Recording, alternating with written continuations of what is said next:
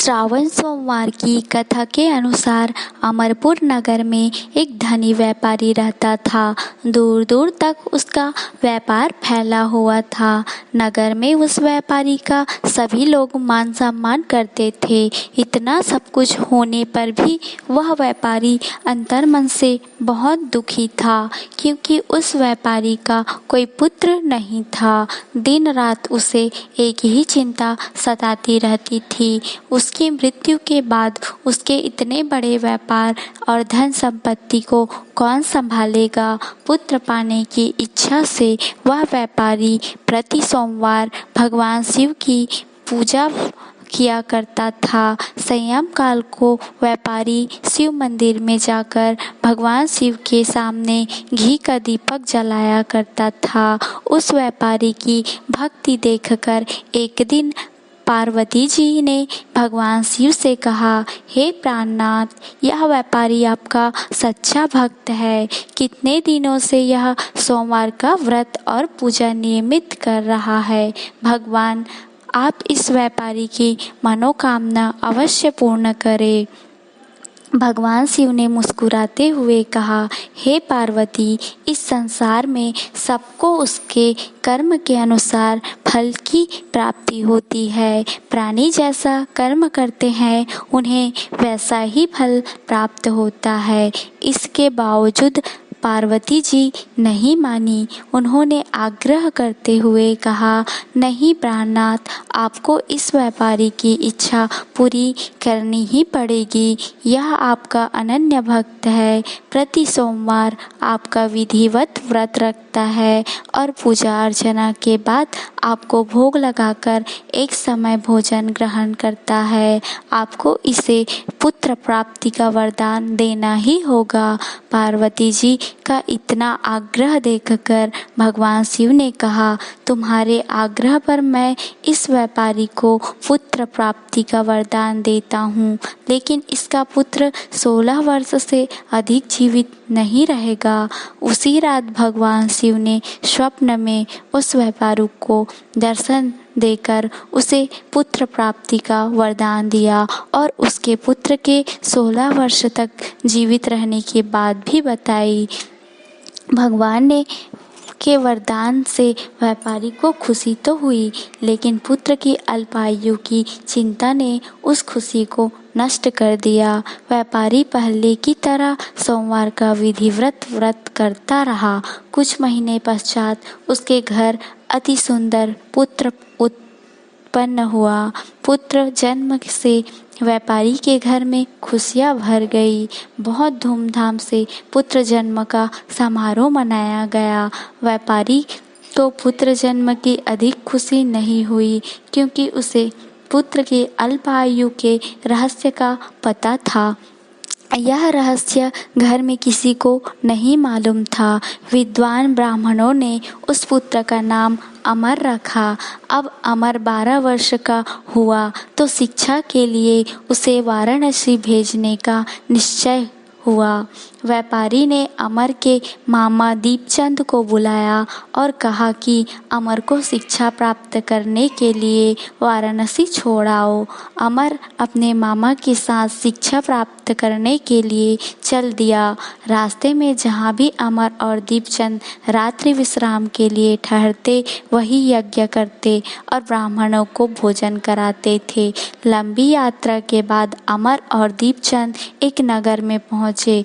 उस नगर के राजा की कन्या के विवाह की खुशी में पूरे नगर को सजाया गया था। निश्चित समय पर बारात आ गई, लेकिन वर का पिता अपने बेटे के एक आंख से काने होने के कारण बहुत चिंतित था।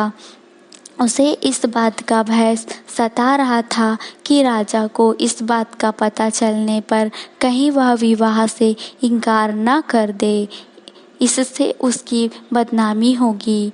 वर के पिता ने अमर को देखा तो उसके मस्तिष्क में एक विचार आया। उसने सोचा, क्यों ना इस लड़के को दूल्हा बनाकर राजकुमारी से विवाह करा दूं। विवाह के बाद इसको धन देकर विदा कर दूंगा और राजकुमारी को अपने नगर में ले जाऊंगा। वर के पिता ने इसी संबंध में अमर और दीपचंद से बात की। दीपचंद ने धन मिलने के लालच में वर के पिता की बात स्वीकार कर ली। अमर को दूल्हे के वस्त्र पहनाकर राजकुमारी चंद्रिका से विवाह करा दिया गया। राजा ने बहुत सा धन देकर राजकुमारी को विदा किया। अमर जब लौट रहा था तो सोच नहीं छिपा सका और उसने राजकुमारी की ओढ़नी पर लिख दिया, राजकुमारी चंद्रिका, तुम्हारा विवाह तो मेरे साथ हुआ था। मैं तो वाराणसी में शिक्षा प्राप्त करने जा रहा हूँ। अब तुम्हें जिस नवयुवक की पत्नी बनना पड़ेगा वह कान्हा है। जब राजकुमारी ने अपनी ओढ़नी पर लिखा हुआ पढ़ा तो उसने काने लड़के के साथ जाने से इनकार कर दिया। राजा ने सब बातें जानकर राजकुमारी को महल में रख लिया। उधर अमर अपने मामा दीपचंद के साथ वाराणसी पहुंच गया। अमर ने गुरुकुल में पढ़ना शुरू कर दिया। जब अमर की आयु 16 वर्ष पूरी हुई तो उसने एक यज्ञ किया। यज्ञ की समाप्ति पर ब्राह्मणों को भोजन कराया और खूब अन्न वस्त्र दान किए। रात को अमर अपने शयन कक्ष में सो गया। शिव के वरदान के अनुसार शयन कक्ष में ही अमर के प्राण पखेरु उड़ गए। सूर्योदय पर मामा अमर को मृत देखकर रोने पीटने लगा। आसपास के लोग भी एकत्र होकर दुख प्रकट करने लगे। मामा के रोने विलाप करने के स्वर समीप से गुजरते हुए भगवान शिव और माता पार्वती ने भी सुने। पार्वती ने भगवान से कहा, प्राणनाथ, मुझसे इसके रोने के स्वर सहन नहीं हो रहे हैं। आप इस व्यक्ति के कष्ट अवश्य दूर करें। भगवान शिव ने पार्वती के साथ अदृश्य रूप में समीप जाकर अमर को देखा तो पार्वती जी से बोले, पार्वती, यह तो उसी व्यापारी का पुत्र है। मैंने इसे 16 वर्ष की आयु का वरदान दिया था। इसकी आयु तो पूरी हो गई। पार्वती जी ने फिर भगवान शिव से निवेदन किया, हे प्राणनाथ, आप इस लड़के को जीवित करें, नहीं तो इसके माता पिता पुत्र की मृत्यु के कारण रो रो कर अपने प्राणों का त्याग कर देंगे। इस लड़के का पिता तो आपका परम भक्त है। वर्षों से सोमवार का व्रत करते हुए आपको भोग लगा रहा है। पार्वती जी के आग्रह करने पर भगवान शिव ने उस लड़के को जीवित होने का वरदान दिया और कुछ ही पल में वह जीवित होकर उठ बैठा। शिक्षा समाप्त करके अमर मामा के साथ अपने नगर की ओर चल दिया। दोनों चलते हुए उसी नगर में पहुँचे जहां अमर का विवाह हुआ था। उस नगर में भी अमर ने यज्ञ का आयोजन किया। समीप से गुजरते हुए नगर के राजा ने यज्ञ का आयोजन देखा। राजा के अमर को तुरंत पहचान लिया। यज्ञ समाप्त होने पर राजा अमर और उसके मामा को महल में ले गया और कुछ दिन उन्हें महल में रखकर बहुत सा धन वस्त्र देकर राजकुमारी के साथ विदा किया। रास्ते में सुरक्षा के लिए राजा ने बहुत से सैनिकों को भी साथ भेजा। दीपचंद ने नगर में पहुंचते ही एक दूत को घर भेजकर अपने आगमन की सूचना भेजी।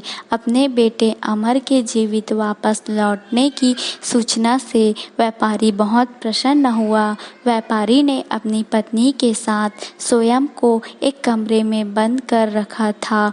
भूखे प्यासे रहकर व्यापारी और उसकी पत्नी बेटे की प्रतीक्षा कर रहे थे। उन्होंने प्रतीक्षा कर रखी थी कि यदि उन्हें अपने बेटे की मृत्यु का समाचार मिला तो दोनों अपने प्राण त्याग देंगे। व्यापारी अपनी पत्नी और मित्रों के साथ नगर के द्वार पर पहुंचा। अपने बेटे के विवाह का समाचार सुनकर पुत्र वधू राजकुमारी चंद्रिका को देखकर उसकी खुशी का ठिकाना न रहा। उसी रात भगवान शिव ने व्यापारी के स्वप्न में आकर कहा, हे हे श्रेष्ठी, मैंने तेरे सोमवार के व्रत करने और व्रत कथा सुनने से प्रसन्न होकर तेरे पुत्र को लंबी आयु प्रदान की है। व्यापारी बहुत प्रसन्न हुआ। सोमवार का व्रत करने से व्यापारी के घर में खुशियाँ लौट आई। शास्त्रों में लिखा है कि जो स्त्री पुरुष सावन के सोमवार का विधि व्रत करते और व्रत कथा सुनते हैं, उनकी सभी इच्छाएं पूरी होती